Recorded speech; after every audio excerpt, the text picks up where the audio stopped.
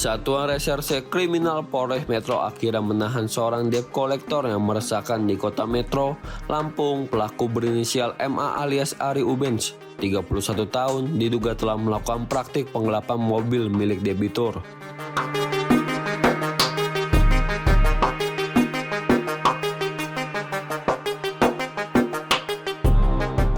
Tersangka menjalani rangkaian penyelidikan dan penyidikan sejak laporan korban masuk pada pertengahan tahun lalu.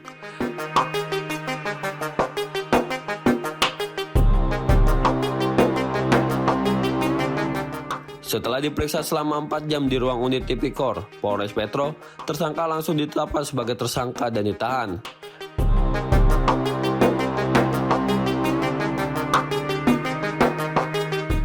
MA alias Ari Ubens, 31 tahun, warga Kota Metro, dikenal sebagai koordinator debt collector.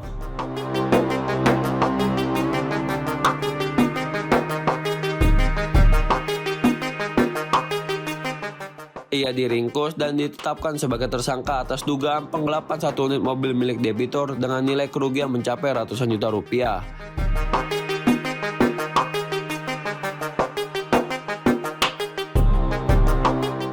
Kasat Reskrim Polres Metro Lampung, Rizky Dwi Cahyo, menegaskan bahwa tersangka merupakan sosok yang sudah cukup lama menjadi perhatian aparat penegak hukum.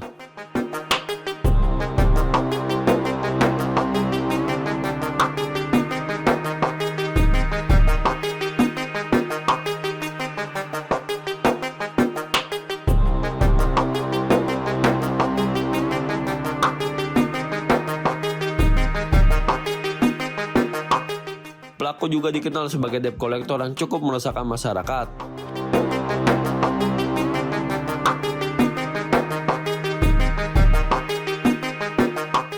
Dalam proses penyidikan, polisi berhasil mengamankan sejumlah barang bukti penting, diantaranya dokumen perjanjian pembiayaan, fotokopi BPKB, rekening koran, tangkapan layar percakapan WhatsApp antara korban dan tersangka, serta bukti transfer uang yang diperkirakan mencapai sekitar 28 juta rupiah.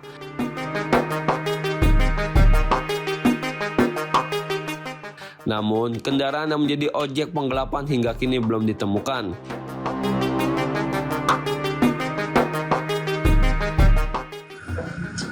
Lalu setelah kami melakukan proses penyelidikan dan penyidikan, kami mengumpulkan alat bukti, dan pada malam ini kami menetapkan tersangka inisial MA alias Ari sebagai tersangka malam ini. Pak Kasat, benar nggak informasi yang beredar bahwa tersangka tersebut merupakan bos DC di Kota Metro atau bos debt collector di Kota Metro? Untuk info tersebut saya tidak masih bisa menjelaskan, namun di sisi lain untuk yang bersangkutan ini merupakan debt collector yang sudah cukup terkenal di Kota Metro.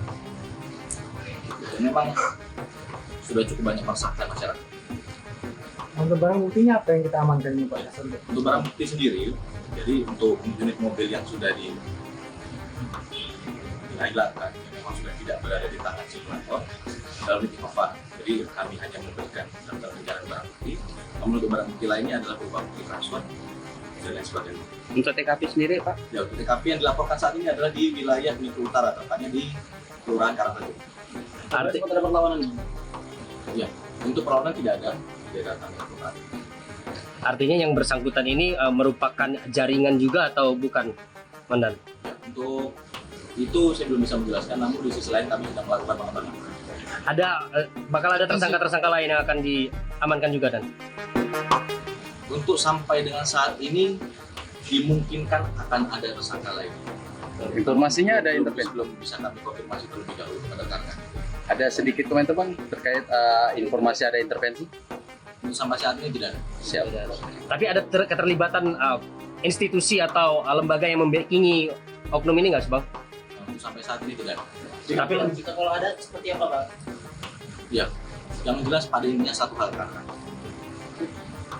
Kami adalah representasi dari penegakan hukum di Indonesia.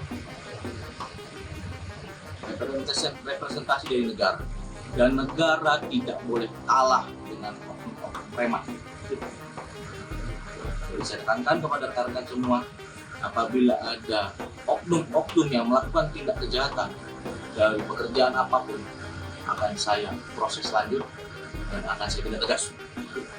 Pasal disangkakan apa nih, Pak? Ya, untuk pasal disangkakan kita menganut KUHP baru, Undang-Undang Nomor 1 Tahun 2023, pasal 492 dan pasal 486 KUHP. Hukuman berapa orang? Dan untuk ancaman hukuman maksimal 4 tahun penjara. Dan apabila ada masyarakat yang pernah menjadi korban, seperti apa Bang? Ya pada intinya, ketika ada masyarakat yang menjadi korban, jangan takut untuk melapor. Silakan laporkan ke Polres, akan kami tindak lanjuti sesuai prosedur. Untuk bukti transfer tadi sekitar berapa juta bang ini apa yang kita beri? Untuk bukti transfer, lebih kurang sekitar 28 juta. Jadi oknum debt collector ini bermain dengan menjual beli kendaraan sitaan begitu ya, Nan? Nah, jadi modusnya pada saat korban hendak melaksanakan overcredit, jadi korban yang merupakan sebuah orang debitur untuk mobil Innova, lalu tersangka menawarkan, terjadilah sebuah kesepakatan, namun overcredit tersebut tidak jadi dilaksanakan dan sampai sekarang ini tidak diketahui keberadaannya di mana. Jadi ini oknum debt collector yang meresahkan ya. Imbauannya kepada masyarakat, Nan? Himbauan kepada masyarakat apabila ada oknum-oknum yang melakukan tindakan-tindakan tidak sesuai ketentuan yang berlaku dengan cara melawan hukum, maka barang tersebut adalah sebuah tindak pidana. Silahkan melaporkan ke Polres Metro. Akan kami tindak lanjuti. Cukup. Oke, cukup. Terima kasih.